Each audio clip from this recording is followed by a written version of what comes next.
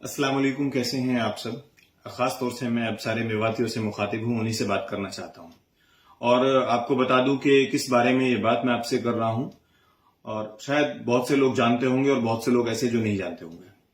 अभी 2 दिन पहले की बात है, नूह में एक मदरसा है जहां पे बच्चे छत पे खेल रहे थे। खेलते खेलते उनसे कुछ कोई चप्पल गिर गई या कुछ और चीज उनकी गिर गई थी नीचे।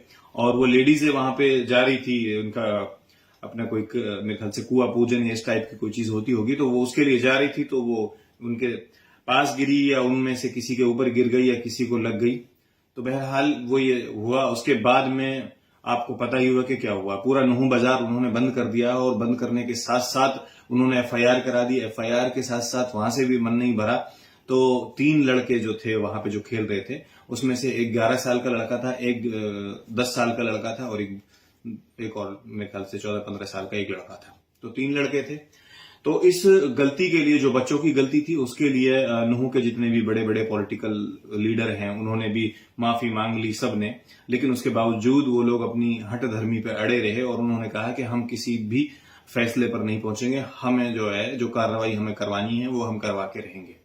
यहां तक कि वहां के मदरसे के मुफ्ती जाहिद साहब हैं, उन्होंने भी माफी मांग ली। उन्होंने भी कहा ठीक है जी, बच्चों से गलती हो गई, हम गलती मानते हैं बच्चों की, माफ कर दीजिए, बच्चा समझ के माफ कर दीजिए। और 10-11 साल के बच्चे की क्या उम्र होती है, उसको क्या समझ होती है, कोई समझ नहीं होती है। लेकिन सामने वाले में इतना रहम नहीं था कि वो उस चीज को, चलो जी ठीक है, बच्चों से हो गया है, इसको यही रफा दफा कर देते हैं। लेकिन उन्होंने ये नहीं सोचा। उन्होंने उस बदले में पूरा बाजार बंद करा दिया है और उसके बावजूद फिर उन पे बच्चों को, 2 बच्चों को जेल भेज दिया गया है और एक बच्चे की जमानत हो गई है। जेल मतलब कि बाल सुधार गृह में उनको भेज दिया गया। अब सोचने वाली बात यहां पे आती है। ये पूरी कहानी थी। उसके बाद में ये होता है कि अब जो नूह में जितने भी बनिया हैं, जितने भी गैर मुस्लिम हैं, वो सब दुकानें उन लोगों की हैं। और उन लोगों का काम कहां से चलता है? जितने भी मुस्लिम हैं, क्योंकि उनके जितने भी ग्राहक हैं सब मुस्लिम हैं। मुस्लिम ग्राहकों से वो लोग कमाते हैं और मुस्लिम ग्राहक की वजह से ही आज वो इस लेवल पे हैं कि उन्होंने नूह में से लेकर गुरुग्राम में या फरीदाबाद में या दिल्ली में अपने घर खरीद रखे हैं, वहां से इनकम कमाते हैं और यहां पे खरीदते हैं। लेकिन जब अगर हमारे किसी बच्चे से गलती हो गई और गलती के लिए हम एक्सेप्ट कर रहे हैं और हम आपसे गलती की माफी मांग रहे हैं, तो क्या उनका इतना फर्ज नहीं बनता था? क्या उनका इतना फर्ज नहीं बनता था कि भाईचारे की वहां पे मिसाल पेश करते?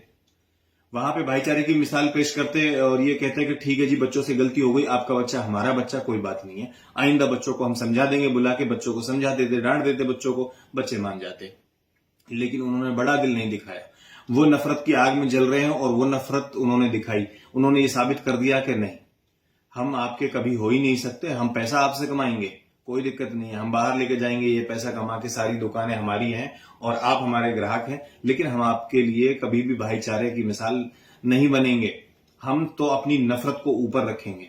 तो इसलिए मेरी सारे मेवातियों से एक थोड़ी सी रिक्वेस्ट है, अगर आप लोग मान लें तो। रिक्वेस्ट ये है कि आप भी जिस तरह से वो लोग कर रहे हैं, तो कुछ दिन के लिए, जैसे उन्होंने बाजार बंद कर दिया है, तो कोई बात नहीं, उनकी दुकानें खुली रहे हैं, आप भी बाइकआउट कर दें। फिर देखते हैं कि कितना बाजार बंद होता है, कितना खुलता है। क्योंकि प्रॉब्लम क्या है कि हमारे लोग भी हैं। देखो, आपको कहीं ना कहीं तो थोड़ा सा सख्त होना पड़ेगा। सख्त होने का मतलब यह है कि देखो, ताली जो है ना, वो एक हाथ से नहीं बजती है, वो दोनों हाथों से बजती है। एक हाथ से ताली नहीं बजती है, दोनों से बजती है। तो भाईचारा इधर से भी निभाया जाएगा, भाईचारा उधर से भी निभाया जाएगा, तब जाकर ये कहानी आगे चलेगी। और कहानी क्या है कि मेवात हमेशा से भाईचारे की मिसाल रहा है, लेकिन अब कुछ नफरती चिंटू आ गए हैं और उन नफरती चिंटू की वजह से भाईचारे में बड़ी दखल अंदाजी हो रही है और लोग एक दूसरे के खिलाफ हो रहे हैं। कल तक जो गैर मुस्लिम हमारी माएँ बहनें और औरतें जो मस्जिद के बाहर अपना छोटा बच्चा लेके कि भाई नमाज ही निकलेंगे तो फूंक मारते हुए जाएंगे, तो ये विश्वास लेके बाहर खड़ी रहती थी और ये मोहब्बत की मिसाल थी कि, और भाईचारे की मिसाल थी, उनको भी भरोसा था। अब वो कहीं ना कहीं बहुत बड़ी नफरत में बदल गया है कि एक छोटे सी बच्चे की गलती को आप माफ नहीं कर पाए और आपने बड़ा दिल नहीं दिखाया। तो मेवातियों से सबसे मेरी भी रिक्वेस्ट है कि आप इस चीज पे थोड़ा सा ध्यान दें, थोड़ा सा ख्याल रखें। क्योंकि जब आपके साथ ये चीजें, मैं कह रहा हूं कि अपने मुस्लिम भाई से कुछ, चाहे आपको वो 5 रुपए महंगा दे, कोई बात नहीं, वहां से खरीद लें आप।